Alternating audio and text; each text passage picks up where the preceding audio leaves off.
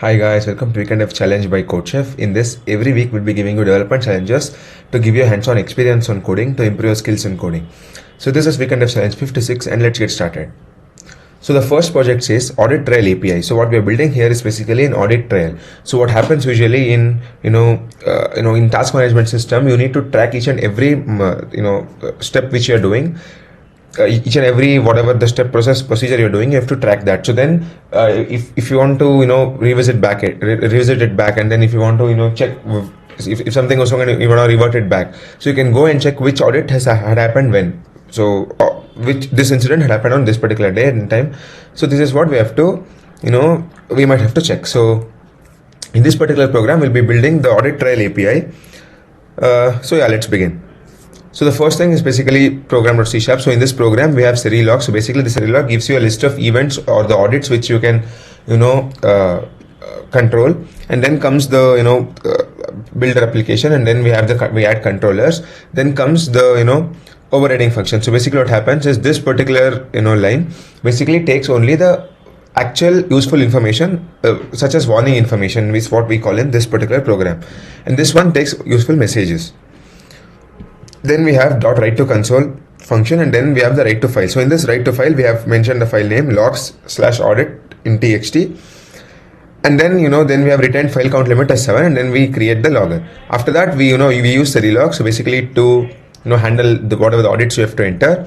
Then we build application, map the controllers, whatever the controllers we have taken, we map it then, and then we run it in the specified port. Then comes the main logic of the program, which is the task controller.cs. So here what we'll be doing is, first we'll be creating the namespace. After that we have the inheritance class, which is basically inherited from the controller base known as tasks controller. And then we have the read-only list of a task which is initially empty. Then we have the logger, and then here we have to map the logger with the whatever the logger was there. We have to map that with this thing, basically like a constructor. Then after that we have the function called get all tasks. So in this get all tasks, in this function we have the log information, which basically retrieves all the tasks with the count, and then it basically fills tasks.count, and then we return all the tasks whatever we have. After that we have get tasks by id. So in this we are using get method to fetch the task by id. So here the parameter would be id, whatever the user has given would be id. So in this task, first or default, basically whatever the first task with that particular id you encounter, you have to return that. If the task is null, then it says fail to retrieve task with this id was not found, or else task not found, and then it returns task not found. If not, then it says retrieve task with this particular id, and then returns the task. After that we have the create task function. So now we have to create task. So here directly from body we take the item task. So after that we check for the total number of tasks. We check for the count of the tasks. If it is greater than 0, then we increment it by 1. If it is 0, then we make the task id to be 1, and then we continue. Then we add that task, and then it asks us for the task id and task title. So task id is automatically taken, and task title we have to enter.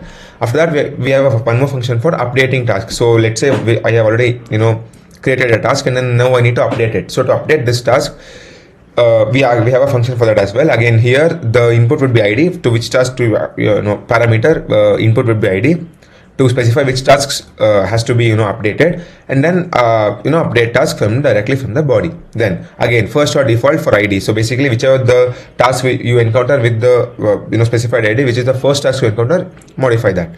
Then it checks if the existing task is null. If the existing task is not there, then it says fail to update task because task with this id is not found. If not, then we update the task with new title, and then we update the task whether it is completed or not. Then after that we mark all the status as it is completed if it is completed, and then the new title for that.